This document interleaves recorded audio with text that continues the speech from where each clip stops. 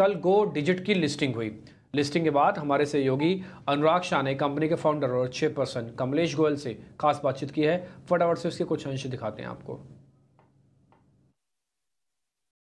मेरे साथ है कंपनी के फाउंडर, चेयरपर्सन और इंश्योरेंस जगत के वेटरन कामेश गोयल। सर, बहुत बहुत बधाई आपको लिस्टिंग के लिए। सर, आपसे ये समझना चाहता हूं कि अब लिस्टिंग के बाद किस तरह से चीजें बदलेगी और आगे का रोड मैप क्या रहेगा? मेरी तो उम्मीद है कि लिस्टिंग के बाद भी कुछ नहीं बदलेगा। हम शुरू से कंपनी को लॉन्ग टर्म के लिए बिजनेस बिल्ड करते हैं। हम लोग कोशिश करते हैं कि जहां अपॉर्चुनिटी हमको दिखे बिजनेस करने की, प्रॉफिटेबली वहां बिजनेस बढ़ाएं। जहां अपॉर्चुनिटी नहीं दिखे उसको छोड़ दें, डी ग्रो करें और कोशिश करें कि कुछ नए प्रोडक्ट्स वगैरह का, जैसे हमने कोविड के टाइम में एक शुरुआत की थी नए प्रोडक्ट लाके, ऐसे कंटिन्यूसली कुछ नए नए प्रोडक्ट देते रहें। तो लिस्टिंग से आई थिंक ये हमारा बड़ा इम्पोर्टेंट, एक ढंग से अगर देखें तो माइलस्टोन है कंपनी की जर्नी में। बट कंपनी की जर्नी तो इंडिविजुअल से और बाकी लोगों से बहुत आगे होती है। तो हमारी कोशिश और मेरा मैसेज अपने सब कलीग्स को और अपने आप को भी यही है कि हम जैसे अब तक पिछले 7 साल में, 6.5 साल में कंपनी को बिल्ड कर रहे हैं, लिस्टिंग के बाद भी ऐसे ही बिल्ड करते रहें। यही हमारी कोशिश रहेगी। सर, भारत के अंदर अगर हम जनरल इंश्योरेंस की बात करें तो जीडीपी का 1% पेनिट्रेशन है। हम निकट भविष्य में $5 ट्रिलियन की इकोनॉमी बनेंगे, तो उसमें जनरल इंश्योरेंस को लेकर कितनी संभावनाएं देखते हैं? और आप जैसी कंपनी जो अब टेक एनेबल्ड कंपनी है, मिलेनियल्स को कैटर कर रही है, तो वहां पर आपका प्रारूप कैसे बदलेगा और कितना बड़ा मार्केट आप कोशिश करेंगे कि उसको एक्वायर किया जा सके? आई थिंक अगर आप आज देखेंगे कि सब जगह क्लाइमेट चेंज वगैरह का काफ़ी एम्फेसिस है। कहीं अचानक फ्लड्स आ जाते हैं, कहीं अचानक बहुत गर्मी होती है।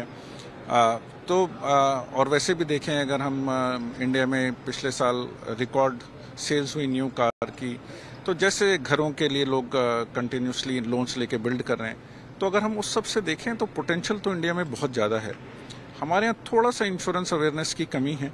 बट अगर ये 1% से भी अगर आप 5 साल में अगर हम मान लीजिए 5 ट्रिलियन पहुंचते हैं और अगर वो 0.1-0.2% जीडीपी का और पेनिट्रेशन इंक्रीज होता है, तो आप लगा लीजिए कि उसमें कंपनी को करीब, इंडस्ट्री को करीब 80-90 हज़ार करोड़ का एडिशनल प्रीमियम आ सकता है, खाली 0.2% इंक्रीज होने से।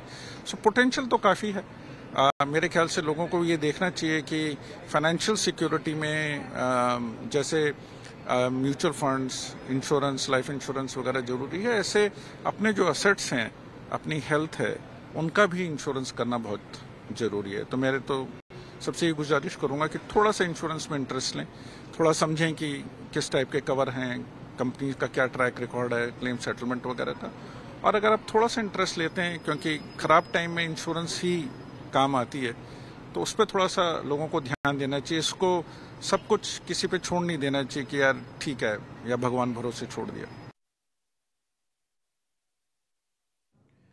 ठीक है, तो एक गो डिजिट की मैनेजमेंट थी जिससे हमारे सहयोगी अनुराग बातचीत कर रहे थे। एक काम करते हैं, 4 मेहमान हमारे साथ बने हुए हैं लगातार, उनसे हम जरा कुछ एक शेयर्स पता कर लेते हैं। 24 अंकों का नुकसान इस समय निफ्टी पर। बैंक निफ्टी भी लाल निशान में आ गया, वैसे बाय द वे आपको बता दें। और इसमें भी जो एक फैक्टर है 49,000 वाला, वो टच करने के बाद की प्रॉफिट बुकिंग है, इसके अंदर भी मार्केट में आपको दिख रही होगी। खैर एनी हाउ, इस बीच पुट